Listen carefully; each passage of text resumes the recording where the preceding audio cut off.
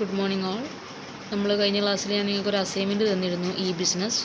So കുറേ പേര് submit ചെയ്തിട്ടുണ്ട്, ഇനിയും സബ്മിറ്റ് ചെയ്യാൻ ആളുണ്ട്. സോ എന്ത് ചെയ്യുക, സബ്മിറ്റ് ചെയ്യാം. അപ്പോൾ ബിസിനസ്സിൻ്റെ കേസ് വരുമ്പോൾ നമ്മുടെ സിലബസ് പ്രകാരം നമുക്ക് പഠിക്കാനുള്ളത് ബിസിനസ്സിലുള്ള റിസ്ക് മാനേജ്മെൻറ്റ് ഇഷ്യൂസാണ്. എന്തൊക്കെയാണ് ഒരു ബിസിനസ് നടത്തുമ്പോൾ നമുക്കറിയാം എന്താണ് ബിസിനസ്. ബിസിനസ് എന്ന് പറഞ്ഞാൽ ഇൻ്റർനെറ്റ് ത്രൂ നമ്മൾ ബിസിനസ് നടത്തുന്നതിനെയാണ് ബിസിനസ് എന്ന് പറയാം. അതുകൊണ്ട് തന്നെ ഇൻ്റർനെറ്റിൽ നമ്മളുടെ സിസ്റ്റം ഒരു എക്സ്പോസ് ചെയ്ത് കൊടുക്കുമ്പോൾ ഉണ്ടാകുന്ന ഒരുപാട് സെക്യൂരിറ്റി ഇഷ്യൂസ് ഇതിനകത്തും ഉണ്ടാവാനുള്ള ചാൻസ് ഉണ്ട്. സോ നമ്മൾ എന്ത് ചെയ്യാൻ മതി, നമ്മൾ സെക്യൂരിറ്റി മെഷേഴ്സ് കീപ്പ് ചെയ്താൽ ഒരു പ്രശ്നം ഉണ്ടാവില്ല, ഈസി ആയിട്ട് മാനേജ് ചെയ്ത് പോകാൻ കഴിയും. അല്ലെങ്കിൽ ഒരുപാട് സെക്യൂരിറ്റി ഇഷ്യൂസ് ഉണ്ട്. പിന്നെ ഞാൻ നോട്ട് എന്ന് പറഞ്ഞാൽ നിങ്ങൾക്ക് ഇങ്ങനെ ഒരു നോട്ട് തരാൻ കാരണം കുറച്ചുകൂടി ഇൻട്രസ്റ്റഡ് ആയിക്കോട്ടെ എന്ന് കരുതിയിട്ടാണ്. ടെക്സ്റ്റ് ബുക്കിലുള്ള ഇങ്ങനെ എപ്പോഴും ഫോട്ടോ എടുത്ത് തന്നാൽ നിങ്ങൾക്ക് ബോറായിരിക്കും. അപ്പോൾ അതുകൊണ്ട് ഇങ്ങനെ ഫിഗറൊന്ന് കണ്ട് അല്ലറിഞ്ഞിപ്പോൾ ഇങ്ങനെ മെനക്കെടണ്ട. ഞാൻ ജസ്റ്റ് കൺസെപ്റ്റ് ഒന്ന് ക്ലിയർ ചെയ്യാൻ വേണ്ടി ഫോട്ടോ ഉള്ള നോട്ട്സ് തന്നതാണ്. സോ നമ്മൾ സെക്യൂരിറ്റിയെ കുറിച്ചൊക്കെ പറഞ്ഞതാണെങ്കിൽ കൂടെ ഞാനിങ്ങനെ സെക്യൂരിറ്റിയെ കുറിച്ച് ജസ്റ്റ് ഒന്നും കൂടെ ഒരു ഐഡിയ തരാം.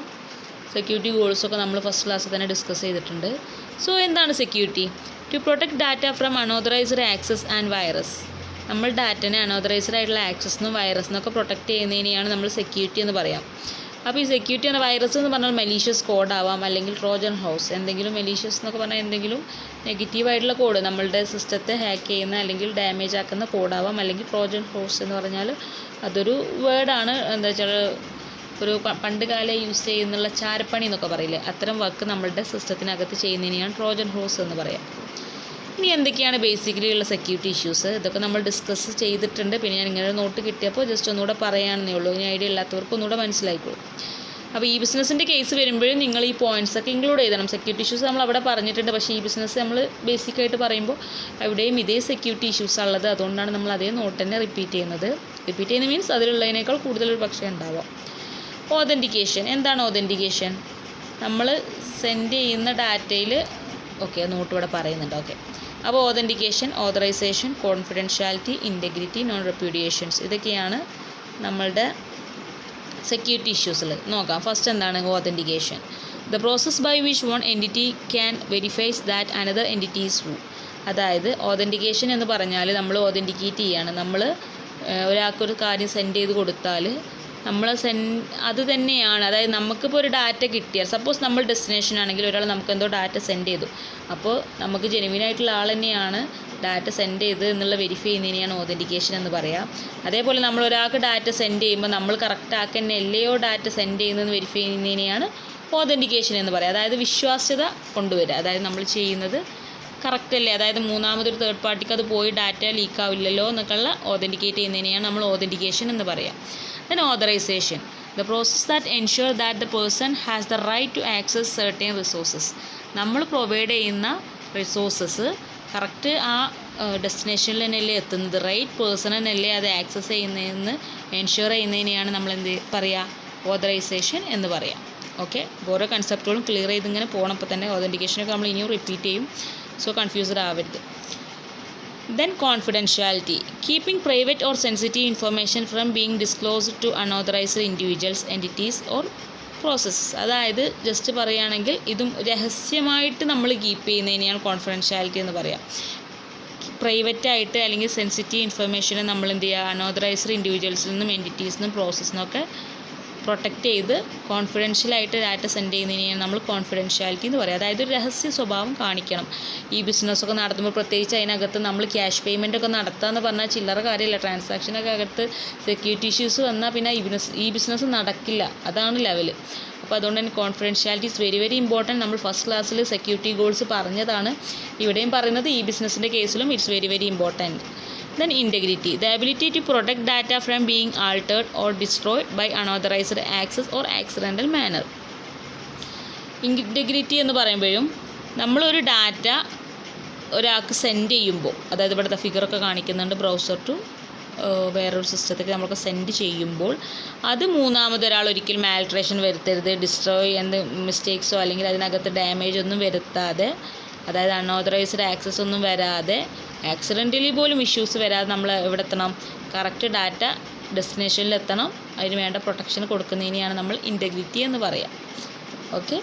അതായത് ഞാൻ ഇപ്പോൾ ഒരു കാര്യം സെൻഡ് ചെയ്ത് കഴിഞ്ഞാൽ ഡെസ്റ്റിനേഷനിൽ എത്തുമ്പോൾ ആ സെയിം സാധനം തന്നെ ആവണം അവിടെ എത്തുന്നത്.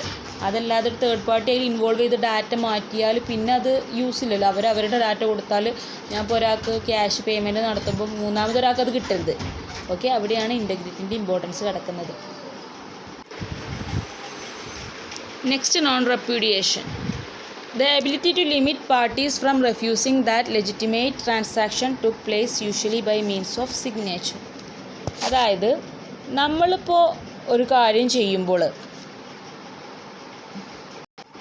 നോൺ റെപ്യൂഡിയേഷൻ എന്ന് പറഞ്ഞ് മീൻ ചെയ്യാന്ന് പറഞ്ഞാൽ തള്ളിക്കളയാതിരിക്കുക എന്നൊക്കെയാണ് അതിൻ്റെ ഒരു വേർഡ് മീനിങ്. അതായത് ഇപ്പോൾ ഞാൻ നിങ്ങളോട് നമ്മൾ ബിസിനസ്സിൻ്റെ കേസ് പറഞ്ഞപ്പോൾ ഇപ്പോൾ എംപ്ലോയീസൊക്കെ വർക്ക് ചെയ്യുമ്പോൾ എന്താണ് അവർക്ക് ഇടയ്ക്കിടയ്ക്ക് ഡിജിറ്റൽ സിഗ്നേച്ചർ കൊടുക്കണ്ട, ബൈ മീൻസ് ഓഫ് സിഗ്നേച്ചർ എന്നൊക്കെ പറയുന്നതാണ് ഡിജിറ്റൽ സിഗ്നേച്ചർ. അതേപോലെ പാസ്വേഡൊക്കെ ഇടയ്ക്കിടയ്ക്ക് ചോദിക്കുമ്പോൾ ഈ എംപ്ലോയീസ് എന്ത് ചെയ്യും, അവർ ഭയങ്കര വർക്ക് ലോഡിലായിരിക്കും. അതിൻ്റെ ഇടയിൽ അവർ പോയിട്ട് എന്ത് ചെയ്യും, അത് റെഫ്യൂസ് ചെയ്യും, അത് മെയിൻറ്റെയിൻ ചെയ്യാതെ പോകും. അങ്ങനെയുള്ള ഒരു സിറ്റുവേഷൻ വരാതെ, അതായത് നമ്മളുടെ എംപ്ലോയീസ്, നമ്മളുടെ പാർട്ടീസ് അവരൊരിക്കലും നമ്മൾ കൊടുക്കുന്നുള്ള സെക്യൂരിറ്റി മെഷേഴ്സ് റെഫ്യൂസ് ചെയ്യരുത്. അതാണ് നോൺ റിപ്യൂഡിയേഷൻ എന്ന് പറയുന്നത്. അതായത് അത് തള്ളിക്കളയരുത്. അവരതെന്താണോ ചെയ്യാനുള്ളത്, ഇപ്പോൾ ഡിജിറ്റൽ സിഗ്നേച്ചർ കൊടുക്കേണ്ടതാണെങ്കിൽ അത്, പാസ്വേഡ് കൊടുക്കേണ്ടതാണെങ്കിൽ അത്, എന്താണോ ചെയ്യേണ്ടത് അത് ചെയ്തിട്ട് അവർ നെക്സ്റ്റ് സ്റ്റെപ്പിലേക്ക് പോകാവൂ എന്നുള്ള രീതിയിൽ കൊണ്ടുവരണം. അതാണ് നോൺ റെപ്യൂഡിയേഷൻ മീൻ ചെയ്യുന്നത്. അതും കൂടെ ഉണ്ടെങ്കിൽ സെക്യൂരിറ്റി മെഷേഴ്സ് കംപ്ലീറ്റ് ആവുള്ളൂ. ഓക്കെ, എന്താണ് നോൺ റെപ്യൂഡിയേഷൻ എന്ന് പറഞ്ഞാൽ മനസ്സിലായില്ലേ? കാരണം നമ്മൾ സെക്കൻഡ് ക്ലാസ്സിൽ നമ്മൾ പറഞ്ഞിരുന്നു, ചില എംപ്ലോയീസൊക്കെ പാസ്വേഡ് പിന്നെ ചോദിക്കുമ്പോൾ അവർ റെഫ്യൂസ് ചെയ്യും, എന്നിട്ട് അവർ ചെയ്യാനുള്ള വർക്ക് ചെയ്യും. ആക്ച്വലി അത് സെക്യൂരിറ്റി മെഷേഴ്സാണ്. അപ്പോൾ അത് ചെയ്താലേ അത് സെക്യൂരിറ്റി ആവുള്ളൂ, അതായത് അതിൻ്റെ സേഫ്റ്റിയൊക്കെ നമുക്ക് കൊണ്ടുവരാൻ കഴിയുള്ളൂ. അതുകൊണ്ട് തന്നെ ഇതിൽ ability to limit parties from refusing the legitimate transaction to place usually by means of signature. നമ്മളുടെ ഇത് യൂസ് ചെയ്യുന്ന പാർട്ടീസ് ആരാവട്ടെ അവർ ഒരിക്കലും റെഫ്യൂസ് ചെയ്യാൻ പാടില്ല. അതിന് വേണ്ട സെക്യൂരിറ്റി മെഷേഴ്സ് അവർ എടുക്കണം. അതിനെയാണ് നോൺ റെപ്യൂഡിയേഷൻ എന്ന് പറയുന്നത്.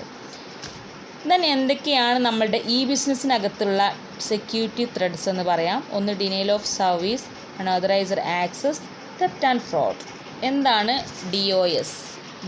Denial of services. മെയിനായിട്ട് 2 ടൈപ്സ് DOS അറ്റാക്ക് ഉണ്ട്. ഒന്ന് സ്പാമിംഗ് ആണ്, ഒന്ന് വൈറസ് ആണ്. What is spamming? Sending unsolicited commercial emails to individuals. അതായത് നമ്മളുടെ ഒരു മിനിറ്റ് കേട്ടോ, സോറി കേട്ടോ, ബാക്ക്ഗ്രൗണ്ടിൽ ഒരുപാട് പ്രശ്നങ്ങളുണ്ടെന്ന് വെച്ചാൽ ഒരുപാട് ഗസ്റ്റൊക്കെ ഉണ്ട്. അപ്പോൾ ഇങ്ങനെ സൗണ്ട് വരുമ്പോൾ ഞാൻ അങ്ങനെ പോസ് ചെയ്യാണ്. Anyway sorry. ഇവിടെ എത്തി. നമ്മൾ സ്പാമിംഗ് എന്ന് പറഞ്ഞാൽ sending unsolicited commercial emails to ഇൻഡിവിജ്വൽസിന് നമ്മൾ അനാവശ്യമായിട്ട് മെയിൽ ചെയ്യുന്നതിനെയാണ് സ്പാമിംഗ് എന്ന് പറയുക.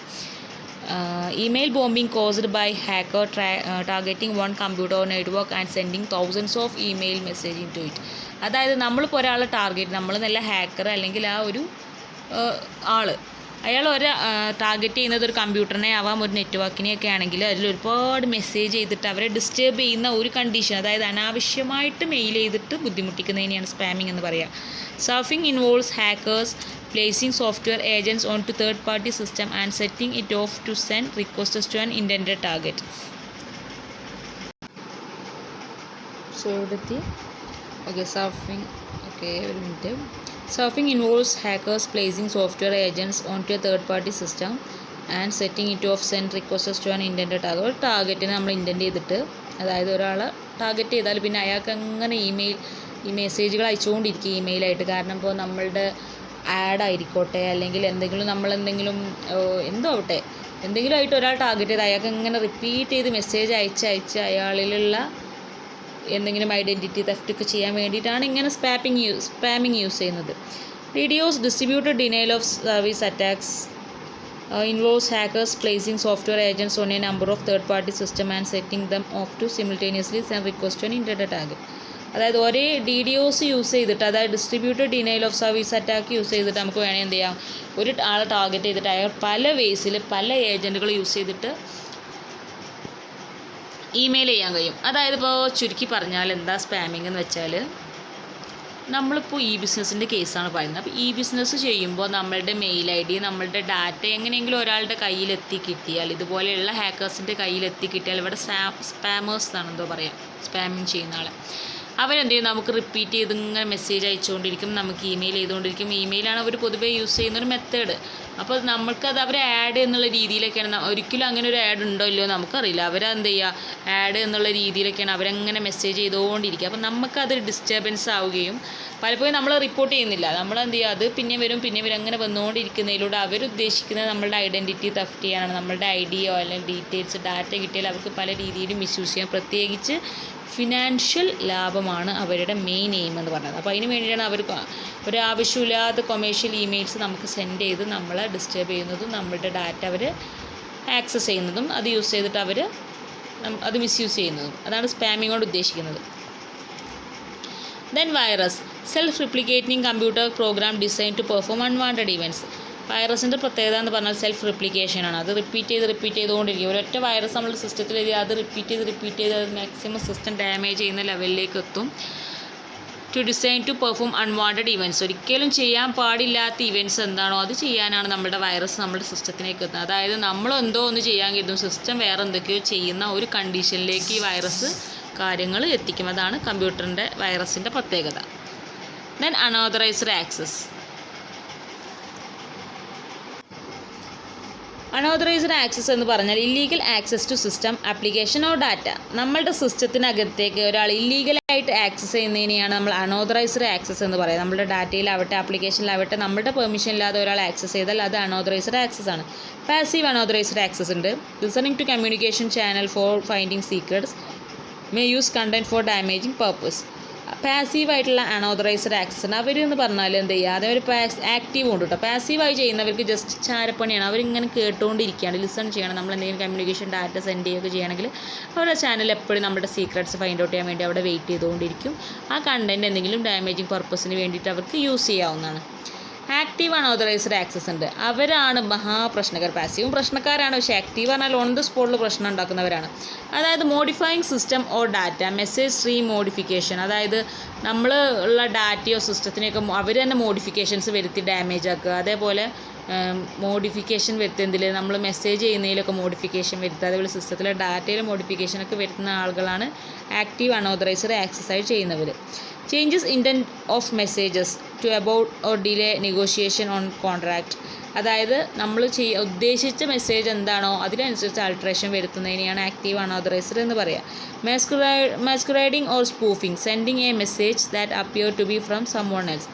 അതായത് നമ്മളൊരാൾക്ക് സെൻഡ് ചെയ്തൊരു ഡാറ്റ ഡെസ്റ്റിനേഷനിലേക്ക് കിട്ടുമ്പോൾ നമ്മൾ സെൻഡ് ചെയ്ത പോലെ അല്ല അവർക്ക് കിട്ടുക, വേറെ ആരോ സെൻഡ് ചെയ്ത പോലെ. എന്ന് വെച്ചാൽ ഹാക്കേഴ്സിനൊക്കെ അവരുടേതായിട്ടുള്ള പേഴ്സണൽ നീഡുണ്ട്. ഇതിങ്ങനെയൊക്കെ ചെയ്യുന്നതിൻ്റെ പിന്നിൽ ഒരുപാട് ഫിനാൻഷ്യൽ ലാഭമാവാം, അല്ലെങ്കിൽ ഇപ്പോൾ കമ്പനീസ് തമ്മിലൊക്കെ ആണെങ്കിൽ അവർ തമ്മിലുള്ള എന്തെങ്കിലും വിരോധത്തിൻ്റെ പേരിലൊക്കെ ഇത്തരം അൺഓതറൈസ്ഡ് ആക്സസ് ഒക്കെ ചെയ്യുന്നവരുണ്ട്. അതാണ് ഓരോ ടീമിൻ്റെ ചിന്താഗതികളിലുള്ള വ്യത്യാസം കൊണ്ടാണ് ഇത്തരം ഇഷ്യൂസൊക്കെ വരുന്നത്. Then impersonating another user at the name, changing the form field or IP level, changing the source and or destination IP address or packers in the network. അതായത് നെറ്റ്വർക്കിൽ ഇങ്ങനെ ഡാറ്റ നമ്മൾ കൊടുക്കുമല്ലോ, IP അഡ്രസ്സ് അല്ലെങ്കിൽ നമ്മൾ എന്ത് ചെയ്യുക, നെയിം കൊടുക്കുക, details കൊടുക്കുന്നതിനടുത്ത് അവർ ആ ഫോമിൽ ചേഞ്ചസൊക്കെ വരുത്തി കഴിഞ്ഞാൽ നമ്മളത് ടൈപ്പ് ചെയ്യുമ്പോൾ നമ്മളറിയുന്നില്ല മിസ്റ്റേക്ക് വരുന്നത്, പക്ഷേ ആക്ച്വലി അതൊരു മിസ്റ്റേക്ക് ആയിരിക്കും. ഡെസ്റ്റിനേഷനിൽ എത്തുമ്പോഴാണ് അത് മിസ്റ്റേക്കാണെന്ന് അറിയാം. Then sniffers, software that illegally access data traversing across the network. നെറ്റ്വർക്കിനകത്തുള്ള ട്രാവേഴ്സ് ചെയ്യുന്ന ഡാറ്റനെ ഇല്ലീഗലി ആക്സസ് ചെയ്യുന്നതിനാണ് സ്നിഫേഴ്സ് എന്ന് പറയുക. Then software and operating system security holes. അതേപോലെ സോഫ്റ്റ്വെയറിലും അതേപോലെ ഓപ്പറേറ്റിംഗ് സിസ്റ്റത്തിലൊക്കെ ഉണ്ടാകുന്ന security holes means security issues. ജനറലായിട്ട് വരുന്ന സെക്യൂരിറ്റി ഇഷ്യൂസും അൺഓതറൈസ്ഡ് ആക്സസിന് കാരണമാവും. അപ്പോൾ എന്തൊക്കെയാണ് നമ്മൾ അൺഓതറൈസ്ഡ് ആക്സസിൽ പറഞ്ഞത്? ഒന്ന് പാസീവ് അൺഓതറൈസ്ഡ് ഉണ്ട്, അതായത് ലിസൺ ചെയ്യുക നമ്മൾ കമ്മ്യൂണിക്കേഷനും ഡാറ്റയും ഒക്കെ, എന്നിട്ട് അവർക്ക് സീക്രട്സൊക്കെ ഫൈൻഡ് ഔട്ട് ചെയ്യുക. അതൊക്കെ ഈ ബിസിനസ് ഓർഗനൈസേഷനിലാണ് അത്തരം ഇഷ്യൂസ് കൂടുതൽ വരിക, കാരണം ഒരാളുടെ സീക്രട്ട് മറ്റൊരാൾക്ക് യൂസ് ചെയ്യാൻ കഴിയും. അതേപോലെ ആക്റ്റീവ് അൺഓതറൈസ്ഡ് ആക്സസ് ഉണ്ട്, അവരാണ് ഡാറ്റയിൽ മോഡിഫിക്കേഷൻ വരുത്തുക. അതേപോലെ നമ്മുടെ മെസ്സേജുകളിലൊക്കെ മോഡിഫിക്കേഷൻ വരുത്തിയിട്ട് അൾട്രേഷൻ വരുത്തിയിട്ട് ഡാമേജ് ഉണ്ടാക്കുന്നവരും ഇഷ്യൂസ് ഉണ്ടാക്കുന്നവരും. പിന്നെ നമ്മളുടെ മെസ്സേജിൽ ചേഞ്ചസ് വരുന്നവർ നമ്മൾ പറഞ്ഞു ആക്റ്റീവ് അൺഓതറൈസ്ഡ് ഉണ്ട്, അവരെന്തെങ്കിലും ഇഷ്യൂസൊക്കെ വരുത്തും.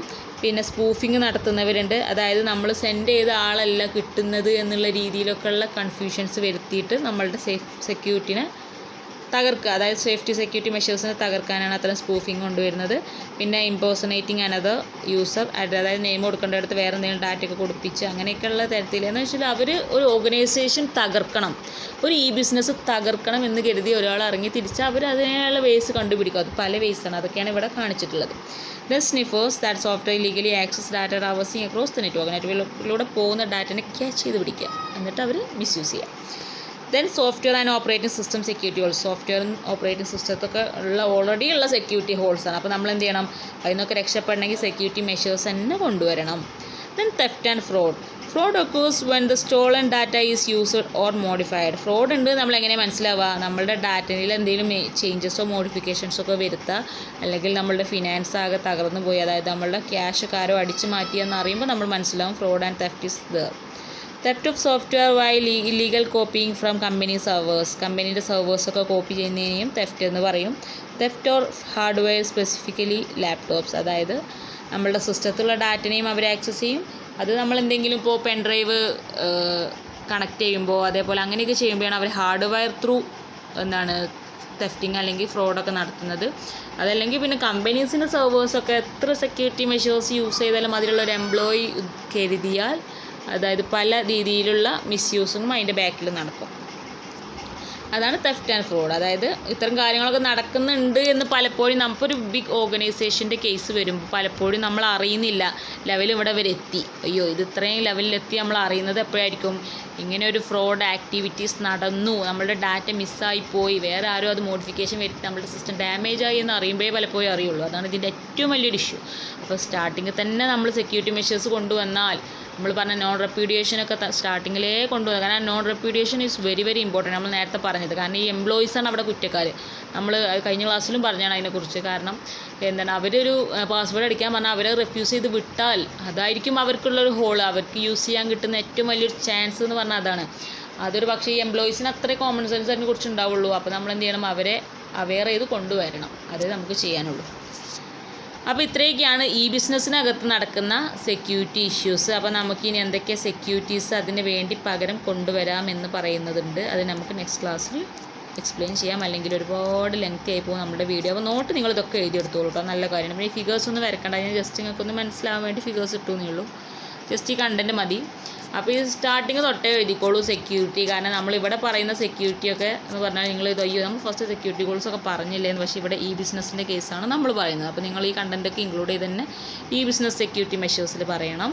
So okay, thank you. വീഡിയോയിൽ ഇപ്പോൾ മിസ്റ്റേക്ക് വന്നതെന്ന് വെച്ചാൽ ബാക്ക്ഗ്രൗണ്ടിൽ ഗസ്റ്റൊക്കെ ഉള്ളതുകൊണ്ട് അതിൻ്റെ സൗണ്ട് ഓരോരുത്തർ വന്ന് ഡോറ് മുട്ടുന്നതുകൊണ്ടൊക്കെ ഉണ്ടായതാണ്. I am very sorry for that again. കാരണം ചില ദിവസങ്ങളിൽ ഇങ്ങനെയൊക്കെ ഇഷ്യൂസ് വീട്ടിൽ നിന്നല്ലേ നമ്മൾ എടുക്കുന്നത്, അതിൻ്റെ ബാക്കിൽ ഉണ്ടാവുന്നതാണ് കേട്ടോ. അപ്പോൾ നിങ്ങൾക്ക് കാര്യങ്ങൾ കൺസെപ്റ്റുകൾ ക്ലിയർ ആയിട്ടില്ലെങ്കിൽ എന്നെ ഒന്ന് മെസ്സേജ് ചെയ്യുക, ഞാൻ വീണ്ടും റിപ്പീറ്റ് ചെയ്ത് ക്ലാസ് എടുക്കുന്നതാണ്. പക്ഷേ ഇപ്പോഴേ നിങ്ങൾ പറയണം, ഇനിയിപ്പോൾ ഈ സെമ്മ് കഴിഞ്ഞ് എക്സാമിൻ്റെ തലേന്ന് പറയുമ്പോഴാണ് നമുക്ക് ബുദ്ധിമുട്ട് വരിക, കാരണം അപ്പോൾ നമ്മൾ വേറെ ഏതെങ്കിലും ക്ലാസ് മാനേജ് ചെയ്തുകൊണ്ടിരിക്കുകയായിരിക്കും. അപ്പോൾ നിങ്ങളുടെ സീനിയേഴ്സിനോടും പറഞ്ഞതാണ്. അപ്പോൾ അപ് ടു ഡേറ്റ് ആയിട്ട് ഡൗട്ട്സൊക്കെ ക്ലിയർ ചെയ്ത് പോവുക. Okay, thank you.